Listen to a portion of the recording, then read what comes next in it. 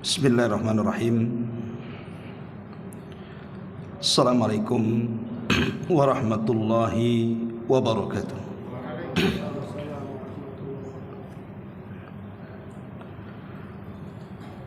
Alhamdulillah. Alhamdulillahilladzi bi ni'matihi tatimmus shalihat.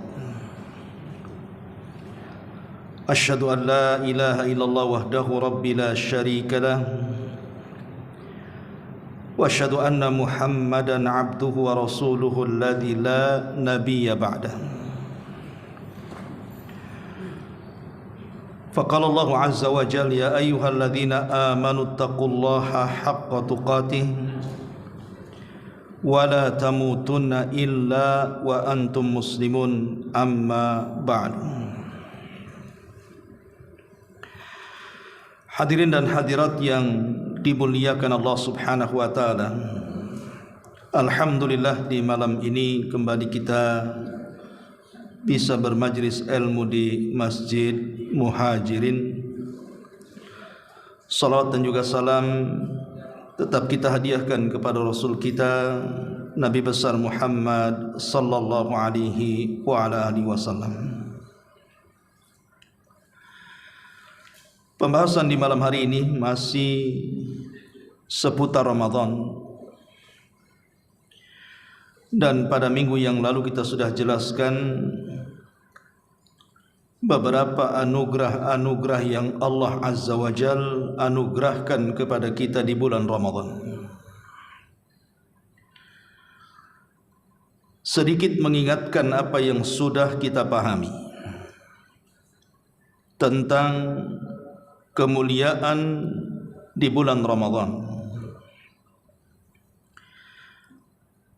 bahwa sebagian para ulama mengatakan Ramadan dimuliakan dibandingkan bulan-bulan yang lain itu karena 5 perkara. Pertama, bau mulut orang yang berpuasa itu lebih harum di sisi Allah Subhanahu wa taala dibandingkan harumnya minyak kasturi. Karena Rasul yang mengatakan luhufu fammi shaim atyab min rihil misk, bau mulut orang yang berpuasa itu lebih harum dibandingkan minyak kasturi. Yang kedua, para malaikat akan mengampuni dosa-dosa orang yang berpuasa sampai dia berbuka.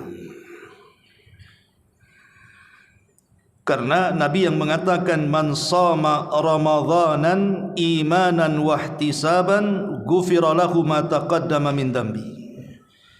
Barang siapa yang berpuasa Ramadan ya kalanya Allah ampuni dosa-dosanya. Jadi sepanjang puasa dari terbit fajar shadiq sampai terbenam matahari, tanpa sadar dosa-dosa kita diampuni dan didoakan para malaikat agar dosa kita diampuni. Yang ketiga, Allah Subhanahu wa taala menghiasi sorga sepanjang Ramadan. Bahkan diletakkannya para penyeru yang menyeru di pintu-pintu sorga, di mana penyeru ini mengatakan ya bagil khairi aqbil wa ya bagis syarri aqsir. Wahai orang-orang yang mencari kebaikan di bulan Ramadan, persilahkan masuk. Wahai orang-orang yang mencari keburukan Ramadan, anyahlah dari sini. Kemudian yang keempat, diborgolnya atau diikatnya syaitan, sehingga mereka tidak leluasa untuk menggoda Bani Adam. Berdasarkan hadis Nabi SAW, idza ja'akum Ramadan futihat abwabul jannah wa ghulliqat abwabun niran wa sufidati syayatin. Apabila datang Ramadan kepada kalian, maka seluruh pintu-pintu sorga dibuka, seluruh pintu-pintu neraka tertutup, dan setan-setan diikat dan dibelenggu. Dan yang terakhir, Allah subhanahu wa ta'ala mengampuni dosa-dosa umat ini di akhir daripada bulan Ramadan. Karena ada hadis yang mengatakan, ketika Nabi SAW mengaminkan doanya Jibril, salah satu orang yang paling celaka adalah orang yang masuk bulan Ramadan dari awal sampai akhir, satu dosa pun tidak diampuni. Kenapa? Karena dia tidak memanfaatkan Ramadan. Tapi orang yang memanfaatkan Ramadan dengan baik, maka ketika dia sukses dari awal sampai akhir, maka Allah subhanahu wa ta'ala hadiahi umat ini dengan ampunan yang luas. Ma'asyiral muslimin yang dimuliakan Allah subhanahu wa ta'ala, inilah 5 keutamaan yang disebutkan oleh para ulama. Dan banyak lagi, bukannya sekedar 5 ini saja. Dan kita tahu bahwa ada adab yang diajarkan Nabi SAW apabila kita melihat hilal Ramadan. 4 atau boleh jadi 5 hari ke depan kita akan menghadapi bulan Ramadan. Maka saat pemerintah mengumumkan bahwa besok adalah 1 Ramadan karena terlihatnya bulan, maka Nabi SAW mengajarkan satu doa kepada kita, Allahumma ahillahu alaina bil amni wal iman wassalamati wal islam rabbi wa rabbukallah. Ya Allah, Kau telah tampakkan hilal itu kepada kami, maka berikan kepada kami selama Ramadan keamanan dan keimanan, keselamatan dan keislaman. Rabbku dan Rabbmu Allah subhanahu wa ta'ala. Kita meminta 4 perkara. Pertama, berikan keamanan selama Ramadan, supaya dengan aman ini kita bisa beribadah. Berapa banyak negeri-negeri konflik untuk ibadah susah. Lihat Palestina, beribadah mereka susah sekali. Mau masuk ke masjid dibom masjidnya, mau jalan ke pasar ditembak snipernya. Susah mereka itu mau ibadah kepada Allah Azza wa Jalla. Maka minta keamanan. Yang kedua, minta keimanan, karena yang menggerakkan ibadah badan kita dari kepala sampai kaki itu dorongan iman. Tanpa ada dorongan iman, malas kita di bulan Ramadan. Yang ketiga, wassalamati, keselamatan. Jangan sampai ditimpa sakit badan kita, jangan sampai ditimpa persoalan urusan hidup kita sehingga kita akhirnya tidak konsentrasi dalam ibadah. Minta keselamatan dan juga keislaman, istiqomah di dalam menjalankan syariat-syariat Islam di bulan Ramadan. Inilah permintaan kita kepada Allah di permulaan Ramadan, karena 4 perkara ini yang menyukseskan kita memakmurkan Ramadan. Ma'asyiral muslimin wal muslimat rahimakumullah, Hasan al-Basri, seorang alim min ulama'i tabi'in, satu hari dia lewat di sebuah kaum yang mereka sedang tertawa. Kemudian dia mengatakan, innallaha jalla wa ala ja'ala syahra Ramadan midmaran li khalqihi. Kata Hasan al-Basri kepada orang-orang yang tertawa saat Ramadan, dia mengatakan, wahai orang-orang yang tertawa, sesungguhnya Allah telah menjadikan Ramadan ini gelanggang olahraga, di mana orang-orang itu yatasabaquna fil khair, berlomba-lomba untuk mengejar kebaikan. Kenapa kalian tertawa? Ini Ramadan, tempat berlomba-lomba mengejar kebaikan. Yastabiquna fihi li ta'atihi, fasabaqa qaumun fafazu wa takhallafa qaumun fakhabu fal ajabu kullal ajabi lidh-dhahikil la'ibi fil yaumil ladzi faza fihi sabiqun wa khaba fihi mubtilun. Kata dia, ini bulan tempat berlomba-lomba mencari ketaatan kepada Allah Subhanahu wa taala. Maka ada kaum yang mereka berlomba-lomba di dalam sirkuit ibadah, kemudian mereka berhasil. Tetapi ada juga yang kemudian mereka berleha-leha, maka mereka pun binasa di bulan Ramadan. Maka sungguh heran di atas keheranan, kok masih ada yang tertawa main-main di hari ketika manusia berlomba-lomba untuk mengejar kemenangan.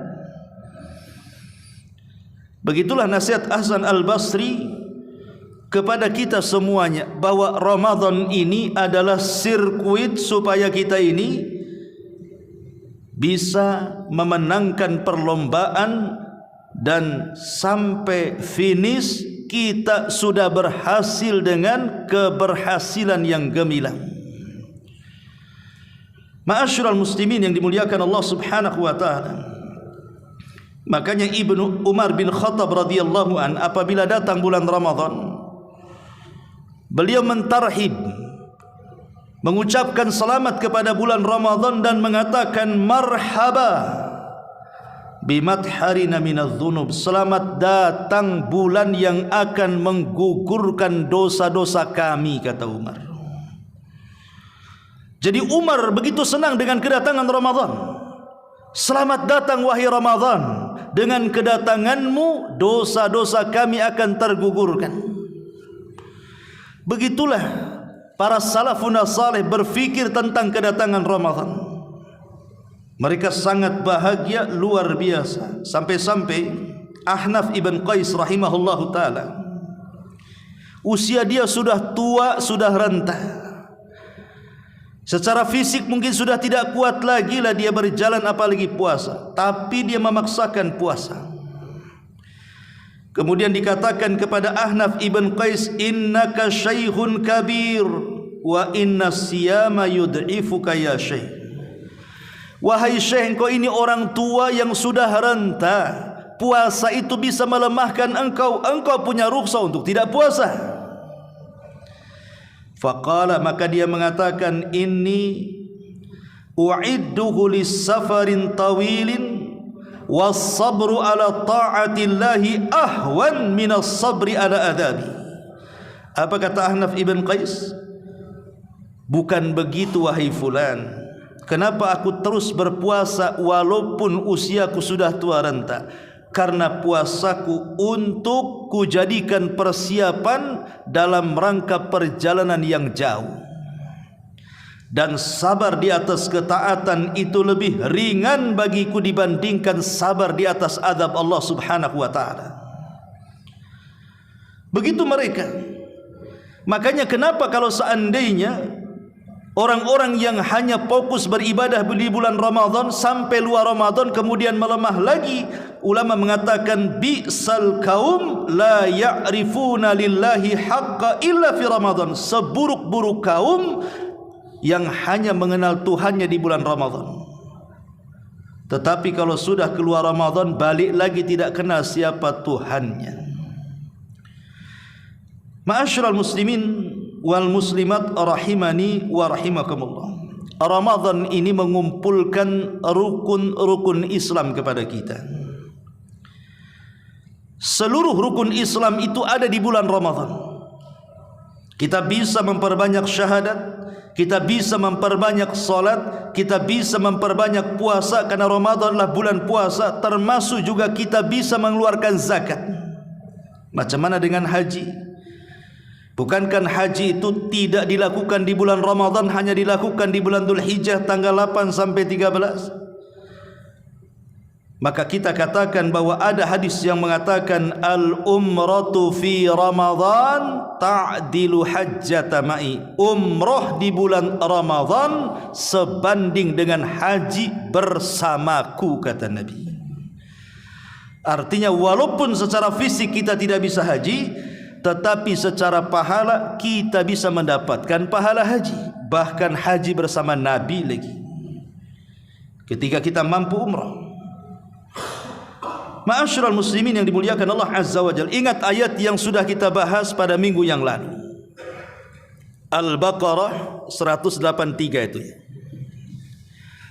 Allah Subhanahu wa taala mengatakan, ya ayyuhalladzina amanu kutiba alaikumusiyam kama kutiba alal ladzina min qablikum la'allakum tattaqun.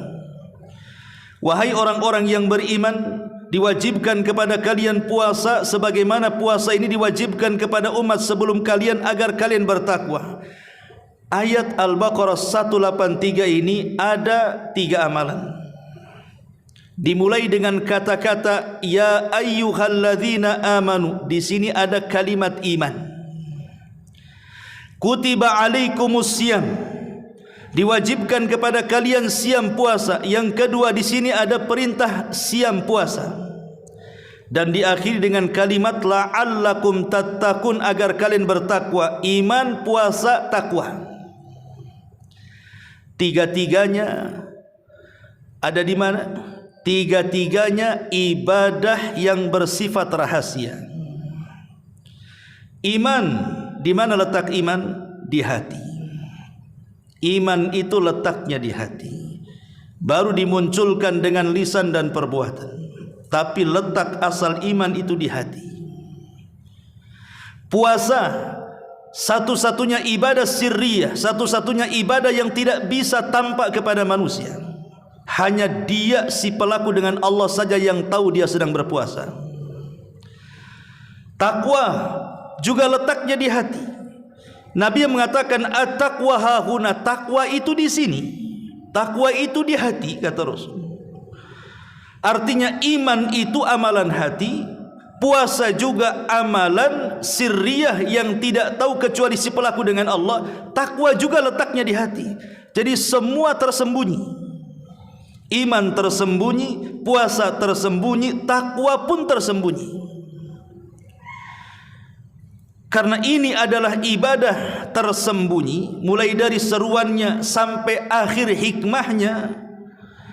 Makanya kemudian puasa ini disebut dengan ibadah rahasia. Karena ibadahnya rahasia, maka pahalanya juga rahasia.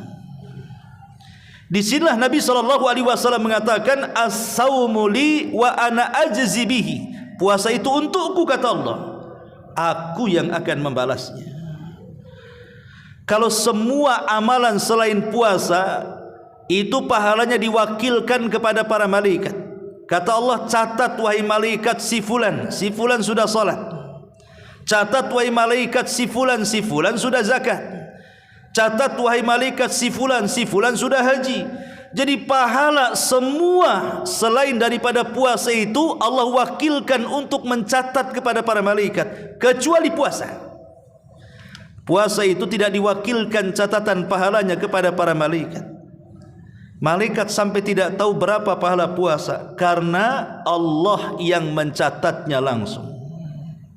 Itulah yang dikatakan puasa itu untukku, kata Allah, karena tidak diwakilkan kepada para malaikat, dan aku yang akan membalasnya.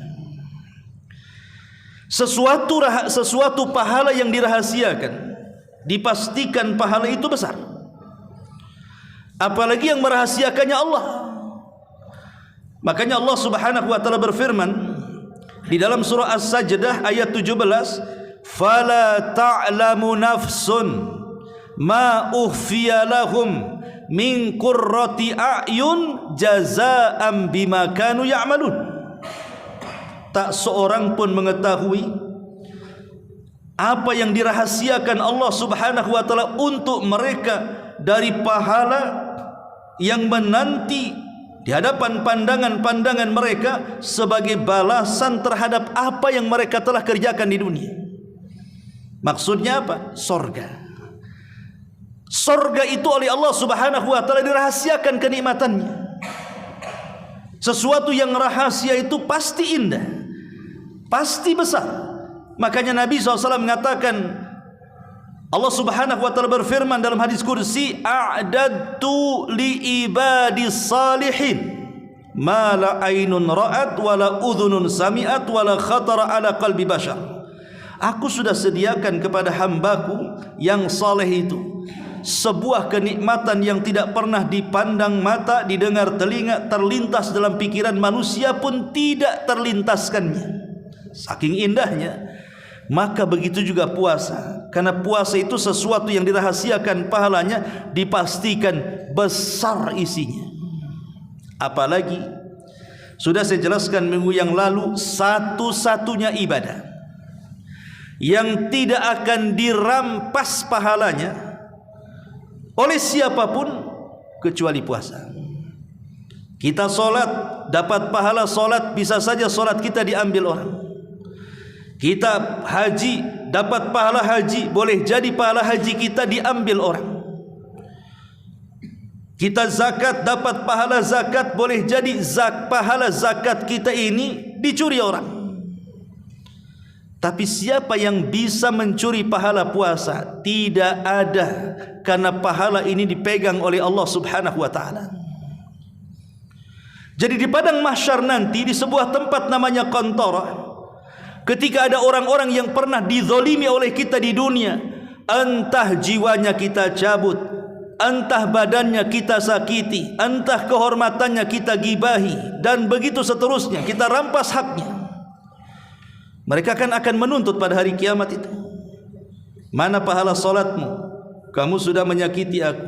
Mana pahala hajimu? Kamu sudah membunuh aku. Mana pahala zakatmu? Kamu sudah menghina diriku. Mana pahala birrul walidainmu? Kamu sudah mengambil hakku, dan begitu seterusnya. Akhirnya dia kasihlah tuh pahala-pahala itu. Tapi ketika mereka meminta pahala puasa, Allah tidak kasih. Mana pahala puasamu? Kata Allah, tidak bisa. Puasa untukku, puasa milikku. Dia tidak bisa dibagikan. Makanya sering saya katakan, amalan yang paling banyak memasukkan orang ke sorga itu puasa, karena pahalanya tidak bisa diambil orang. Makanya ini kesempatan besar bagi kita memperbaiki puasa kita, karena puasa diawali dengan iman, dan iman itu letaknya di hati. Puasa sendiri amalan rahasia, takwa juga ada di hati. Maka inti daripada puasa adalah menghasilkan kebersihan hati. Dan amalan yang paling tinggi dalam hati itu adalah keikhlasan. Makanya puasa itu melahirkan ikhlas. Itu pahala yang, amalan yang paling besar dari amalan puasa itu melahirkan keikhlasan. Ma'asyiral muslimin yang dimuliakan Allah Subhanahu wa taala, masalahnya saya teringat sebuah riwayat saat Ibnu Umar dan ayahnya Umar Ibnil Khattab sedang duduk di Gunung Arafah, di Bukit Arafah, di masa kekhilafan Umar bin Khattab radhiyallahu anhu. Jadi Ibnu Umar itu merasa takjub betapa banyaknya manusia berkumpul di padang Arafah saat haji itu. Dari mana-mana negeri tumpuk, tidak diundang pun mereka datang.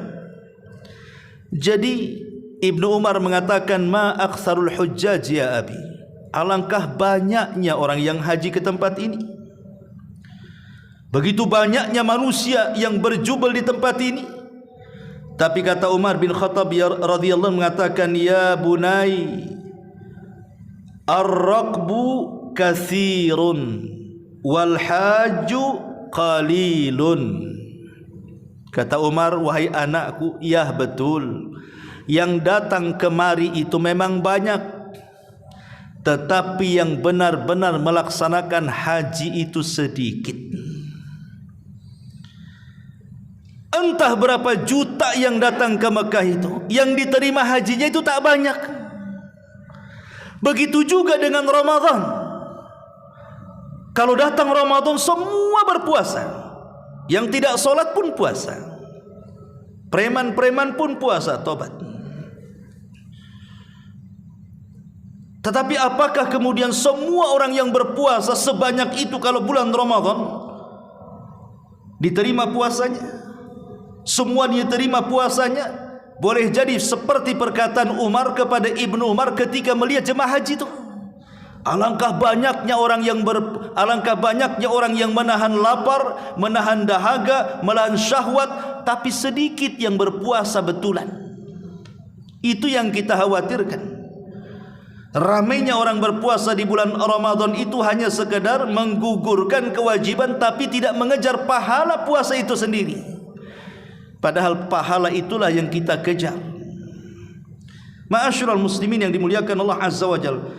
Apalagi kalau ditinjau dari kesehatan, kita tahu bahwa Nabi pernah mengatakan ma mala'a ibnu Adam wi'a syarran min batni.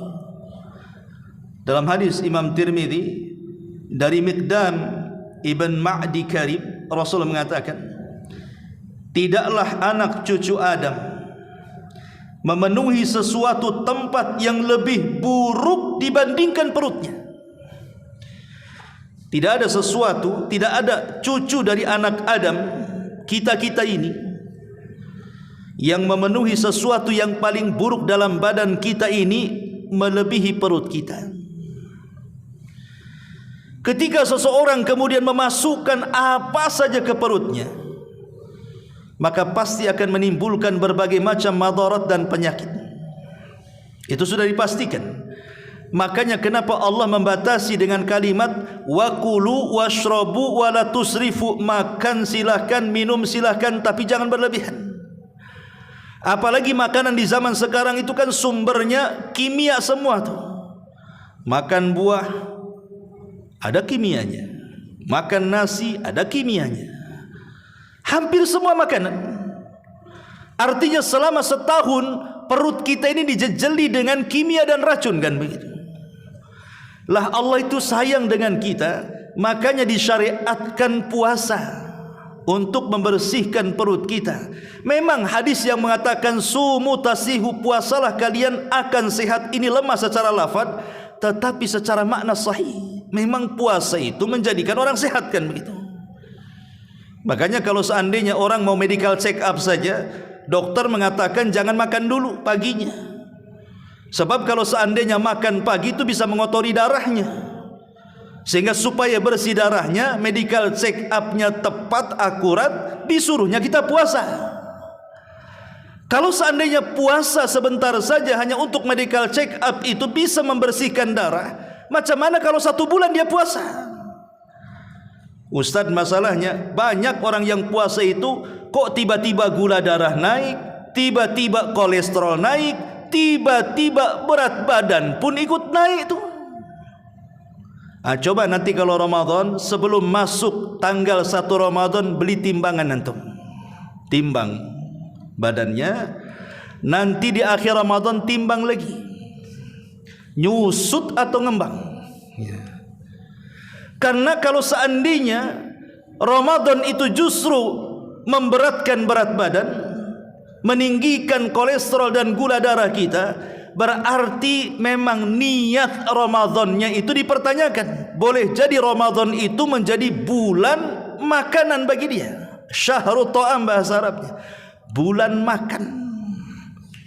Betul memang dia menahan lapar dari pagi sampai sore, tapi setelah kemudian alarm selesai dibunyikan, selesai puasa, semua masuk perutnya. Ya mungkin saja kan begitu. Akhirnya gula darah naik, kolesterol naik, asam urat naik, badan pula ikut naik. Dan anehnya di bulan Ramadan ini terkadang ada makanan-makanan yang hanya keluar di Ramadan saja. Dicari di luar Ramadan tidak ketemu tuh makanan itu. Masuk Ramadan ada pula tuh makanan itu. Rupanya memang khusus di bulan Ramadan tuh. Seolah-olah Ramadan dijadikan syahru kuliner jadinya. Bulannya orang kuliner. Dikejarnya tuh makanan itu. Ma'asyiral muslimin yang dimuliakan Allah Subhanahu wa taala, ini kan sebenarnya kalau kita melihat bahwa puasa ini sebenarnya kesempatan juga kita ini menjaga kesehatan, karena yang namanya kesehatan itu kan pilihan, adapun mati itu sudah takdir. Kan sehat itu kan pilihan kita. Kalau mau sehat ya jaga kan begitu. Tidak mau sehat, makan aja segala. Ustaz, ada juga si anu itu jaga kesehatan luar biasa, mati juga. Saya yang enggak dijaga tak mati-mati. Mati itu takdir. Banyak orang yang pasiennya yang dijaga masih hidup, dokter yang ngobatinya mati duluan. Anak yang diharapkan panjang umurnya rupanya lebih duluan mati dibandingkan orang tuanya. Itu sudah takdir. Tapi kan sehat pilihan, ikhwan. Ma'asyiral muslimin yang dimuliakan Allah Subhanahu wa taala, makanya dari sini pentinglah seseorang itu mengambil hikmah puasa supaya merangsang lagi bahwa memang puasa itu bukan hanya dilihat dari sisi ibadahnya saja, banyak aspek yang kita akan dapati saat berpuasa itu. Intinya bahwa bulan Ramadan adalah syahru asyam, bulannya orang puasa, dan saya sudah jelaskan tentang hikmah dan manfaatnya pada minggu yang lalu, betapa indahnya puasa itu dengan berbagai macam manfaatnya. Ya. Ma'asyiral muslimin rahimakumullah. Tentu di antara adab-adab puasa itu kan ada dua. Ada yang bersifat wajib. Wajib bagi orang yang berpuasa mengerjakannya. Ada yang bersifat sunnah. Jadi kalau puasa kita ingin berkualitas, perhatikan etika dan adabnya. Adapun adab-adab yang wajib bagi orang yang berpuasa, disebutkan para ulama, faminal adabil wajibati an yaquma as-shaim bima aujaballahu alaihi minal ibadati al-qawliyati wal fi'liyati wa min ahammiha as-salatul mafrudatu wa hiya akad arkanil Islam ba'da syahadataini. Ada bagi orang yang berpuasa yang wajib, yang tidak boleh tidak harus dikerjakan orang yang berpuasa, adalah ibadah-ibadah yang diwajibkan, baik bersifat ucapan atau perbuatan. Ucapan ya tentu syahadat, perbuatan solat 5 waktu. Bagi orang yang berpuasa wajib solat 5 waktu. Kenapa? Karena banyak orang yang berpuasa tidak solat 5 waktu. Aneh gitu ya. Sahur dia bangun, subuh dia tidur. Buka maghrib dia menikmati, maghrib pula lewat sama dia. Lah ini kan aneh bin ajaib orang yang kayak gini nih. Kok dia bisa mementingkan yang wajib, yang mempengaruhi kewajiban yang lainnya seperti sholat, atau mementingkan yang sunnah sementara dia meninggalkan yang wajib? Maka puasanya bermasalah. Syekh Utsaimin rahimahullah telah ditanya tentang orang yang berpuasa tapi meninggalkan salat, dia mengatakan tidak diterima puasanya. Karena yang menentukan diterima dan tidaknya puasa itu adalah baik tidaknya salatnya. Ini yang pertama. Yang kedua, kewajiban orang yang berpuasa itu an yajtanibas shaim bi jami'i ma harramallahu alaihi minal aqwali wal af'al. Wajib orang yang berpuasa saat berpuasa meninggalkan sesuatu yang telah Allah haramkan, baik ucapan, baik perbuatan. Ucapan umpamanya seperti ghibah, jauhi, dusta, namimah, mencaci, memaki, menghina, merendahkan, dan begitu seterusnya. Perbuatan, tundukkan pandangan, jangan memandang yang diharamkan. Sumpal tu telinga, jangan mendengar yang diharamkan. Kemudian jaga tu kaki, jangan melangkah ke tempat-tempat yang diharamkan. Karena perkara-perkara maksiat dalam puasa itu akan menggugurkan pahala puasa. Ini dua kewajiban yang tidak boleh tidak orang puasa harus melakukannya. Jangan tinggalkan sholat 5 waktu. Yang kedua, tinggalkan maksiat. Adapun yang sunnah, ya yang sunnah tentu banyak ya. Seperti orang yang berpuasa, jangan tinggalkan sahur, walaupun sahur sunnah, karena dalam sahur itu terdapat berkah. Dan itulah yang membedakan puasa kita dengan ahli kitab. walaupun sunnah tetap sahur. Karena sahur itu manfaatnya besar, bisa menjadikan badan kita tetap kuat saat puasa, sehingga kita bisa melaksanakan ibadah-ibadah yang lain di luar daripada puasa. Yang kedua, menyegerakan berbuka, supaya tidak sama puasa kita dengan ahli kitab. Kata Nabi SAW, la yazalun nas bi khairin ma'ajjalul fitra wa yuakhiru sahur. Umat ini akan senantiasa jaya, kata Rasul, ketika mereka menyegerakan berbuka dan mengakhirkan sahur. Maka sahur dan buka walaupun sunnah tapi sangat dianjurkan, jangan pernah ditinggalkan. Kemudian juga adab yang lainnya, memperbanyak ibadah-ibadah selain daripada puasa. Saat kita puasa, tambahlah dengan ibadah-ibadah yang lainnya. Pertama, salat tarawih. Sudah saya jelaskan, salat tarawih itu adalah ibadah yang sangat agung. Karena Nabi SAW tidak pernah meninggalkan tarawih. Bahkan istri-istrinya, bahkan sahabat-sahabatnya. Makanya sebagian ulama mengatakan salat tarawih itu sunnah muakkadah, karena tidak pernah ditinggalkan Nabi.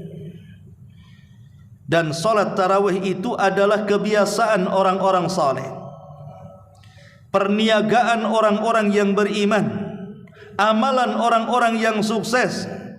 Dan di balik salat tarawih ini ada hubung kait tali kita dengan Allah Subhanahu wa taala di malam hari, dan orang yang salat tarawih akan diampuni dosa-dosanya. Man qama ramadhanan imanan wahtisaban ghufira lahu ma taqaddama min dambi. Siapa yang salat tarawih yakin dengan perintah, mengharap pahalanya, maka Allah akan ampuni dosa-dosanya. Tapi yang jelas bahwa tarawihlah sesuai dengan yang diajarkan Nabi. Sallu kama raaitumuni usalli. Salatlah kalian sebagaimana kalian melihat aku salat, kata Rasul. Karena salat tarawih itu sudah saya jelaskan kan, terbagi menjadi tiga. Ada tarawih ala Nabi, ada tarawih ala sahabat, ada tarawih ala kita. Tarawih ala Nabi sedikit rakaat, panjang bacaan. Tarawih ala sahabat banyak rakaat, sedang bacaan. Tapi sedangnya bacaannya para sahabat ba'da isya sampai hampir fajar. Sedangnya itu. Kalau tarawih kita sudah memilih pendek rakaatnya, kemudian pendek pula bacaannya, singkat pula gerakannya. Itu namanya tarawih, apa namanya? Kalau kantor pos itu namanya kilat. Kilat khusus. Ya, kan ada kilat, ada kilat khusus. Kita ini kilat khusus tuh biasanya. Karena mengambil yang sedikit rakaatnya, yang pendek bacaannya, yang kilat gerakannya, yang 7 menit 23 rakaat, yang kedengaran suara waladhdallin sama aminnya. Lah ini yang terjadi dengan kita ini. Padahal Rasul mengatakan sallu kama raaitumuni usalli. Salatlah kalian sebagaimana kalian melihat aku salat, kan begitu. Macam mana salatnya Nabi? Okelah kita jangan bercerita tentang polemik soal rakaat, karena rakaat itu kan macam-macam ya pendapatnya. Bahkan Al-Hafidz Ibnu Hajar dalam kitab Fathul Bari menukilkan beberapa pendapat. Ada yang mengatakan tarawih itu 11 rakaat dengan witirnya. Ada yang mengatakan 13 rakaat dengan witirnya. Ada yang mengatakan 21 dengan witirnya. Ada yang mengatakan 23 dengan witirnya. Ada yang mengatakan 39 dengan witirnya. Ada yang mengatakan 41 dengan witirnya. Ada yang mengatakan 49 dengan witirnya. Kalau jumlah rakaat memang khilaf. Tapi di masyarakat kadang-kadang gara-gara yang 23 dengan yang 11 itu tak mau sapa-sapaan tuh kadang-kadang. Saling salah-salahkan. Bahkan waktu kemarin saya daurah di Tanjung Uban, habis ngisi kajian waktu subuh, datang orang tua tanya sama saya, Ustaz, saya sah enggak sholatnya katanya. Apa saya ulang lagi sholatnya? Kenapa Pak? Saya semalam sholat dengan imam yang 11 rakaat katanya. Jadi saya kepikiran sampai sekarang kan katanya. Waktu bulan Ramadan kemarin 1 bulan saya kepikiran dengan imam yang 11 rakaat katanya. Jadi apa yang Bapak lakukan? Aku tambah sendirilah tengah malam biar 23 katanya. Takut gak sah katanya. Ini kan sibuk saja masalah khilafiyah soal rakaat kan begitu. Kenapa disibukkan soal jumlah rakaat? Tidak dipertanyakan soal cepatnya, tidak dipertanyakan soal tidak tumakninahnya, tidak diperbincangkan soal amburadul bacaannya. Kan harusnya itu yang diperhatikan itu. Buat apa banyak rakaat kalau amburadul sholatnya? Atau yang sedikit rakaat makin kilat pula sholatnya. Kalau tidak dapat khusyuk dan tumakninah kan percuma saja kita sholat tarawih itu. Apalagi yang di YouTube 7 menit 23 rakaat, apa enggak sakit pinggang tuh habis sholat tuh. Padahal sebenarnya inti daripada tarawih itu kan mencari pahala, bukan mencari rakaat kan begitu. Kita kan mencari pahala di situ. Makanya kalau kita lihat beberapa riwayat yang bicara tentang salat tarawih ini. Contoh pamannya riwayat Abdullah ibn Abi Bakar. Dia mengatakan, "Sami'tu abi," aku mendengar, kata Abdullah ibn Abi Bakar, ayahku berkata, "Kunna nansarifu fi Ramadan minal qiyami fanasta'jilul khidmah bit ta'ami makhafatal fajri." Kami bubar di bulan Ramadan dari salat tarawih itu dan buru-buru kami pulang untuk menyediakan sahur karena takut fajar menyingsing katanya. Berarti kan salatnya ba'da isya sampai mendekati fajar itu. Bahkan Umar bin Khattab radhiyallahu anhu dijelaskan membagi satu malam itu dengan 3 imam tuh. Mulai dari ba'da isya sampai mendekati fajar. 3 imam gantian, Tamim Ad-Dari, Ubay ibn Ka'ab dan salah seorang sahabat. Bahkan dijelaskan oleh Sa'ib ibn Yazid. Sa'ib ibn Yazid dia mengatakan, amara Umar ibn al-Khattab radhiyallahu an Ubay ibn Ka'b wa Tamiman Ad-Dari. Kata Sa'ib ibn Yazid, Umar memerintahkan Ubay ibn Ka'b dan Tamim Ad-Dari radhiyallahu anhuma an yaquma lin-nasi bi 11 rak'atan fi Ramadan, agar keduanya mengimami manusia dengan 11 rakaat di bulan Ramadan. Fakanal qari yaqra'u bil mi'in, maka setiap imam membaca ayat di atas 100 ayat. Hatta kunna na'tamidu 'alal 'asi, sampai lamanya salat kami sampai berpegangan dengan tongkat. Min tulil qiyam, karena panjangnya berdiri. Wa ma kunna nansarifu illa fi furu'il fajri, dan kami tidak berpaling kecuali sudah hampir mendekati waktu fajar. Itu sahabat. Ya. Saya kira kalau kita hidup di zaman sahabat, risen tuh salat tarawih kita. Lama kali. Di zaman sekarang gara-gara imam membaca Al-Baqarah saja dibuat 11 rakaat. Itu sudah komplain makmum tuh. Boleh jadi dipecat besoknya sama pengurus masjidnya tuh. Karena menjadikan buyar jamaah. Betul kata Ibnu Taimiyah, walaupun memang disunnahkan panjang, tetapi harus lihat-lihat makmum juga di belakang. Tetapi walaupun demikian, inilah sebenarnya kesempatan kita untuk lebih berlama-lama berkhalwat dengan Allah, berjumpa dengan Allah saat sholat. Makanya ada orang yang merindukan ketika sholat itu pengen sholat di Masjidil Haram katanya. Imamnya enak, panjang gak terasa. Ini di masjid ini sudah suaranya gerebek, panjang lagi. Kadang-kadang mau diganti aja itu imam tuh. Ya. Ma'asyiral muslimin yang dimuliakan Allah Subhanahu wa taala, itulah menunjukkan bagaimana orang-orang salaf di situ luar biasa ketika mereka melaksanakan salat tarawih. Karena saya nasihatkan antum, baik anda yang berkeyakinan 11 rakaat, 21 atau 23 rakaat, pokoknya kalau sudah imamnya anda yang 23 bermakmum kepada yang 11 atau sebaliknya, selesaikan sampai selesai, sampai imam berpaling. Karena hadis mengatakan, dalam sebuah hadis kata Nabi SAW, siapa yang salat bersama imam jamaah tarawih, kemudian la yansarifu hatta yansariful imam, la yansarifu hatta yansarifal imam, sampai dia berpaling ketika imam berpaling.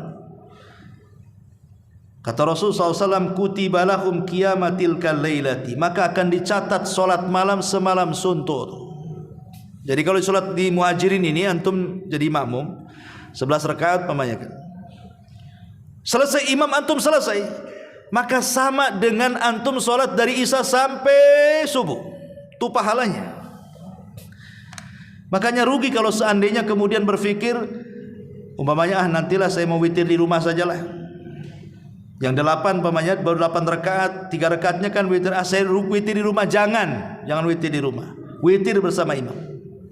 Kalau di rumah mau sholat qiyamul lail silakan, tapi jangan diulang witirnya, supaya kita mendapatkan pahala semalam suntuk, gitu maksudnya. Ini juga tarawih ini bagian daripada adab sunnah yang harus dilakukan oleh orang yang berpuasa. Apalagi adab yang sunnah selain daripada tarawih, qiraatul Quran, membaca Al-Quran, itu juga bagian daripada adab sunnah.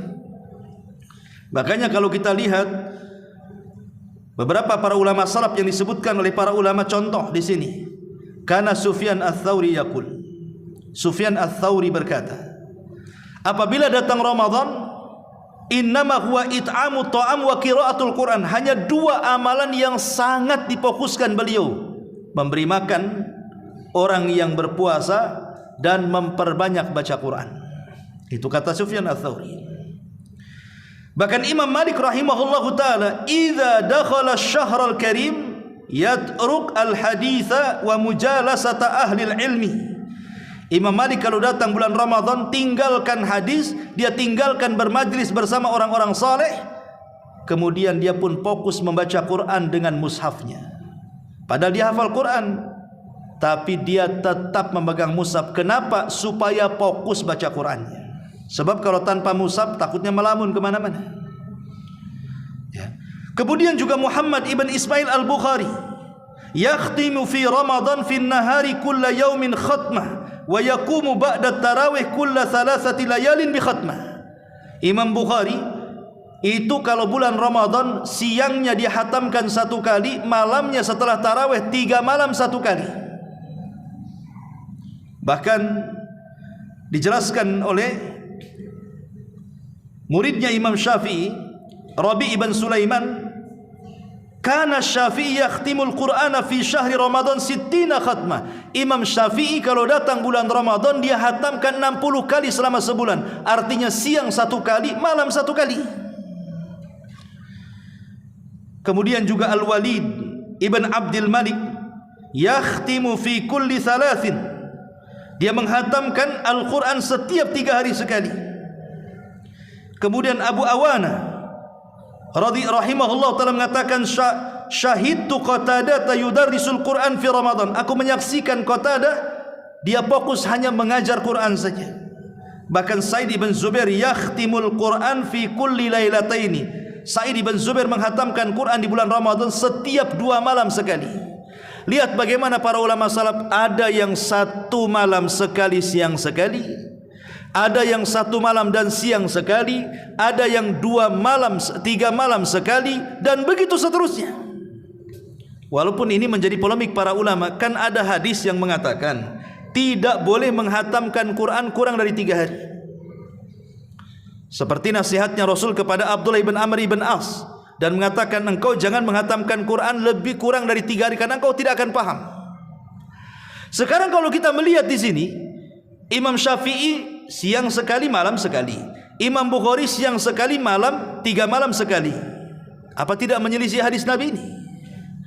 Al-Hafidh Ibn Rajab Al-Hambali beliau menjawab, bahwa boleh seseorang itu menghatamkan sehari sekali atau sehari 2 kali di bulan Ramadan, karena Ramadan adalah syarafu az-zaman, memiliki kemuliaan waktu. Adapun di luar Ramadan kalau bisa jangan. Tapi di bulan Ramadan karena ada kemuliaan waktu, maka dibolehkan, kata beliau, bahkan disunahkan.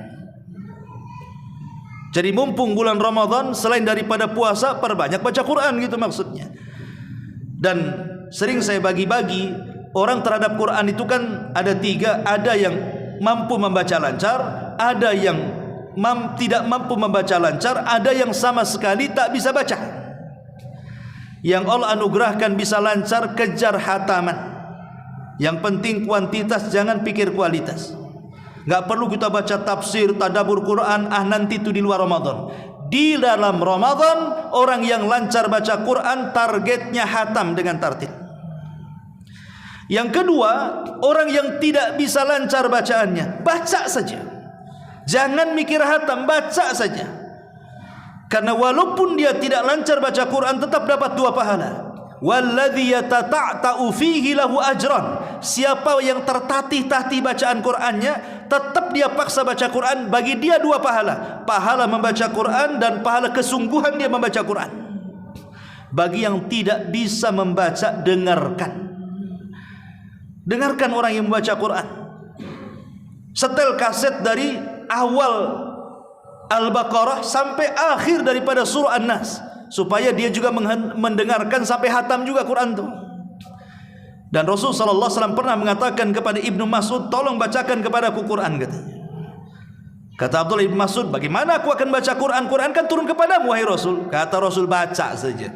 Akhirnya dia pun baca, Rasul mendengarkannya. Dan bahkan Jibril turun setiap Ramadan di malam hari kepada Rasul, murojaah. Kadang Jibril baca, Rasul yang mendengar. Kadang Rasul yang baca, Jibril yang mendengar.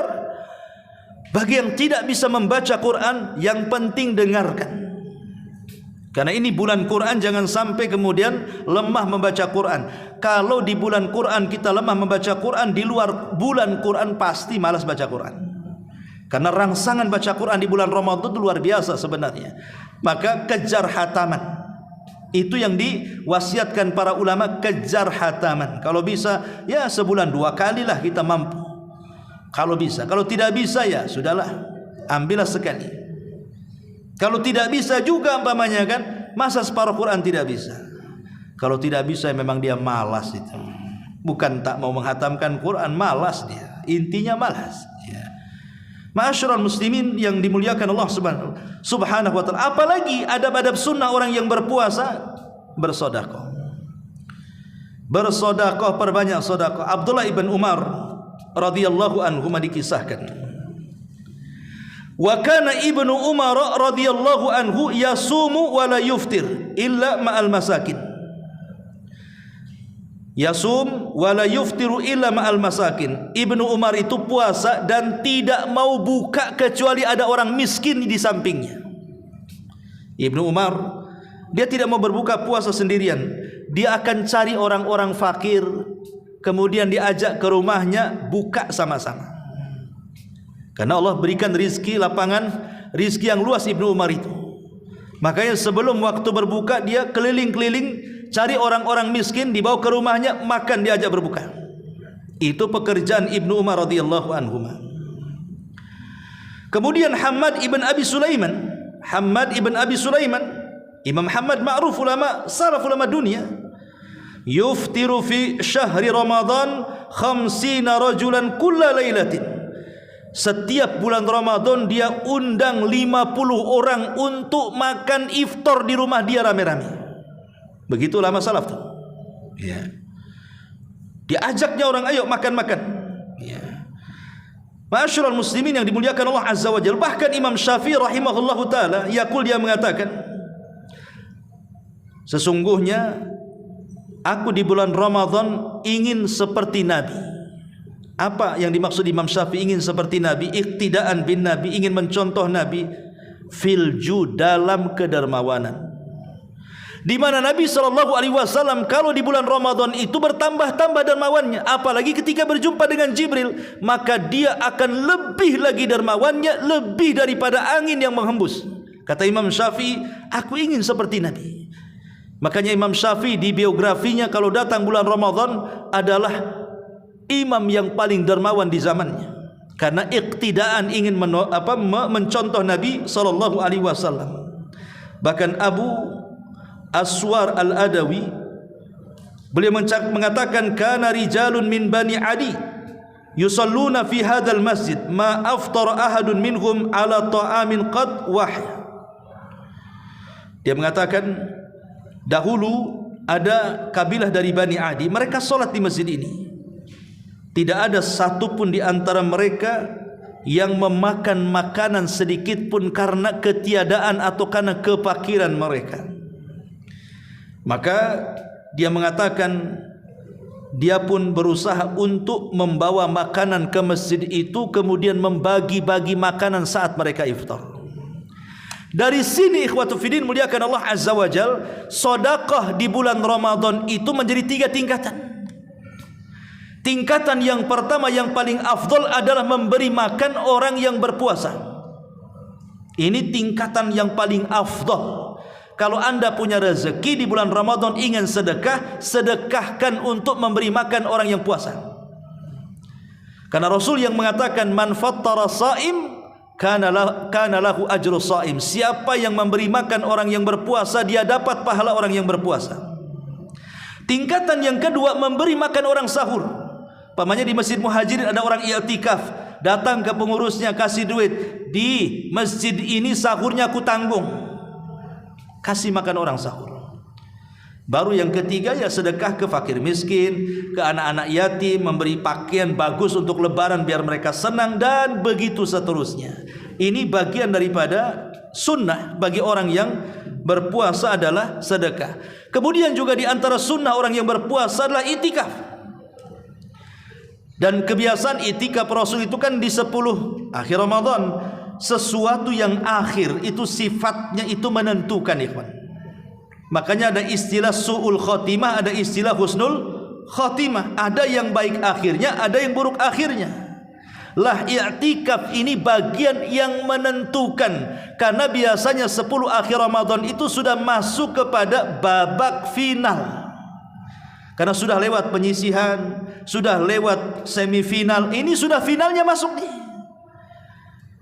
Disinilah manusia-manusia akan terpilih siapa yang mendapatkan Lailatul Qadar dan siapa yang rugi tidak mendapatkannya. Sehingga Rasul mengatakan faman hurima khairaha faqad hurim. Siapapun yang diharamkan mendapatkan Lailatul Qadar, selamanya diharamkan kebaikan bagi dia. Maka hanya dengan i'tikaf biasanya orang mendapatkan Lailatul Qadar itu. Karena ini finalnya di bulan Ramadan. Sesuatu yang akhir itu menentukan. Umur manusia akhir yang menentukan. 1 sampai 15 itu awal umur kita, 15 sampai 40 itu tengah umur kita, 40 sampai mati itulah akhir umur kita. Kalau di usia 40 sampai mati kita baik, insyaallah husnul khatimah. Kalau di usia 40 sampai mati kita jahat, dipastikan su'ul khatimah. Begitu juga bulan. Bulan ini kan terbagi menjadi 12 bulan. Kalau kita bagi 3, mulai daripada Muharram, Safar, Rabiul Awal, Rabiul Akhir, ini 4 bulan pertama. Kemudian 4 bulan kedua ada Jumadil Awal, Jumadil Akhir, Rajab, Sya'ban. Kemudian ada yang terakhir dimulai dari Ramadan, Syawal, Dzulqa'dah, Dzulhijjah. Maka akhir daripada bulan-bulan setahun itu yang paling baik akhirnya, karena di situ ada Ramadannya, di situ ada Dzulqa'dahnya bulan hurum, di situ ada Dzulhijjahnya bulan hurum, di akhir 2 bulan hurum dan 1 Ramadan. Sesuatu yang akhir itu pasti mulia. Kalau kita melihat hari umpamanya, hari ketika Allah menciptakan langit dan bumi berapa hari? 6 hari. Dimulai hari Ahad, diakhiri hari Jumat. Kita bagi menjadi 3. Ahad, Senin itu awal, Selasa, Rabu itu tengah, Kamis, Jumat itu akhir. Kamis ada puasa Kamis, Jumat pemimpin hari. Oke, kita buat waktu malam, ada awal malam, ada pertengahan malam, ada akhir malam. Maghrib sampai jam 10 awal malam, jam 10 sampai jam 2 tengah malam, jam 2 sampai subuh itu akhir malam. Yang paling mulia itu pasti akhirnya.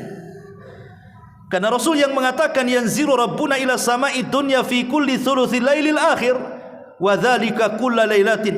Faqala Allah azza wa jalla man yad'uni fa astajiba lah wa man yas'aluni fa utiyah wa man yastaghfiruni fa aghfir lah. Allah itu di sepertiga malam akhir turun ke langit dunia, kemudian memandang hamba-hambanya. Kemudian dia mengatakan, siapa yang berdoa ku kabulkan, siapa yang minta ku kasih, siapa yang minta ampun ku ampuni dia. Sesuatu yang akhir itu pasti mulia. Apalagi waktu di siang hari juga sama. Pasti yang akhir itu dekat-dekat asar tuh. Kan di situ amalan kita diangkat. Ma'asyiral muslimin yang dimuliakan Allah Subhanahu wa taala, maka karena i'tikaf itu posisinya di 10 akhir Ramadan dan itu yang menentukan bulan Ramadan, maka harusnya semangat ibadah di bulan Ramadan itu harus lebih ditingkatkan. Karena umumnya di masyarakat yang sangat ajaib itu adalah awal semangat, tengah kendor, akhir sakit. Nah itulah, itu umumnya kan. Kalau awal semangatnya 45, kalau seandainya ada masjid 5 lantai, 5-5-nya penuh tuh biasanya. Tapi kalau sudah pertengahan Ramadan, tinggal lantainya saja orangnya nggak ada. Kalau sudah akhir Ramadan ditinggalkan masjidnya. Lah ini yang terjadi kan begitu. Padahal harusnya orang itu kan mengukur kemampuan. Jangan diporsir di awal, tetap semangat. Tingkatkan di tengah, klimaksnya di akhir Ramadan. Kata Aisyah radhiyallahu anha, kana an-nabiy sallallahu alaihi wasallam idza dakhala al-ashra shadda mi'zarah wa ayqadha ahla. Rasul itu kalau masuk di 10 akhir Ramadan dia kencangkan sarungnya. Artinya apa? Dia tinggalkan istri-istrinya. Dia tidak menggauli istri-istrinya. Dia tidak menggauli istri-istrinya. Kemudian apa? Justru membangunkan istrinya ikut juga i'tikaf ibadah. Rasul tidak mau terganggu dengan urusan dunia. Makanya dalam bab puasa, kenapa puasa yang paling afdol itu puasa Nabi Daud? Kenapa? Kan ada puasa Ayyamul Bid, ada puasa Senin Kamis, ada puasa Nabi Daud kan begitu ya. Maknanya begini, ada yang puasa itu 1 bulan 3 hari saja, itu namanya Ayyamul Bid. Ada puasa itu 1 bulan 8 hari, itu namanya Senin Kamis ya. Ada puasa 1 bulan 15 hari, itu namanya puasa Daud. 1 hari puasa, 1 hari tidak. Kata Nabi SAW, afdalus siyam siyamu Daud. Seafdol-afdolnya puasa itu puasa Nabi Daud. Kenapa? Kenapa Nabi Daud? Kan Nabi Musa juga puasa, Nabi Isa juga puasa, Nabi Ibrahim juga puasa.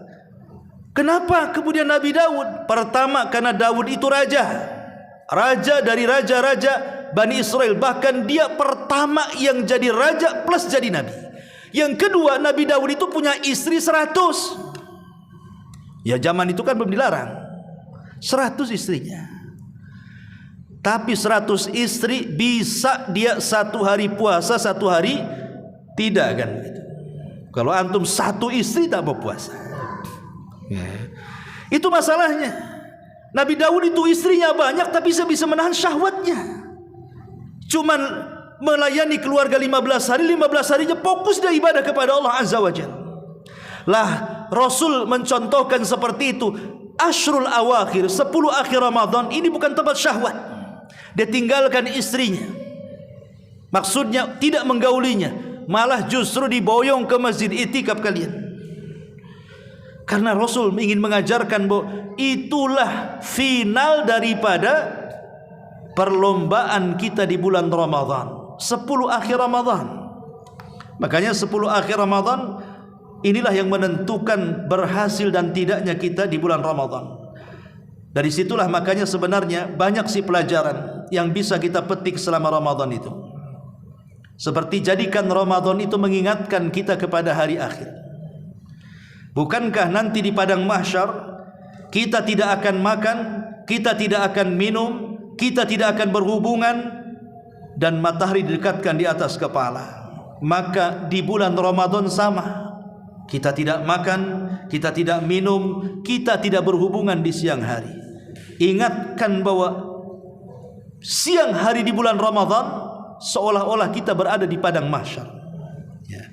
Kemudian juga jadikan pelajaran Ramadan bukan hanya sekedar diingatkan dengan padang mahsyar. Ramadan itu kan ajang mencari pahala sebanyak-banyaknya. Namanya mesin produksi tercepat dan terbanyak pahala itu di bulan Ramadan. Karena satu amalan bisa dilipat-lipatkan oleh Allah Azza wa Jalla. Kata Hafidz Ibnu Rajab, ada dua perkara yang bisa dijadikan oleh kita mesin tercepat memproduksi pahala. Pertama sarafuz zaman, yang kedua saraful makan. Pertama kemuliaan tempat.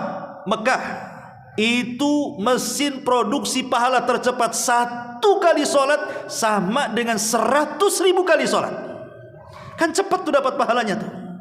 Kalau di Muhajirin ya 100.000 baru dapat. Sana 1 sama dengan 100.000 di sini. Kan cepat tuh mesin pahalanya tuh. Yang kedua syarafuz zaman, kemuliaan waktu. Itulah Ramadan, kemuliaan waktu itu. Disinilah tempat kita ini dilipat-lipat gandakan pahala kita. Maka Ramadan itu hanya berlangsung 1 bulan. Maka jadikan Ramadan seolah-olah Ramadan terakhir bagi kita. InsyaAllah seperti Rasul mengatakan, salli ka salatil muaddi, salatlah kamu seperti salat, selepas salat kau akan mati. Maka kiaskan dengan Ramadan, jadikan Ramadan seolah-olah selesai Ramadan akan mati. Kira-kira Ramadan akan berlalu begitu saja atau tidak? Tentu dia akan perbaiki Ramadan sebaiknya. Wallahu alam. Ini diantara nasihat untuk bekal di bulan Ramadan. Subhanallah bihamdika asyhadu an la ilaha illa anta astaghfiruka wa atubu ilaik. Allahu taala alam. Assalamualaikum warahmatullahi wabarakatuh.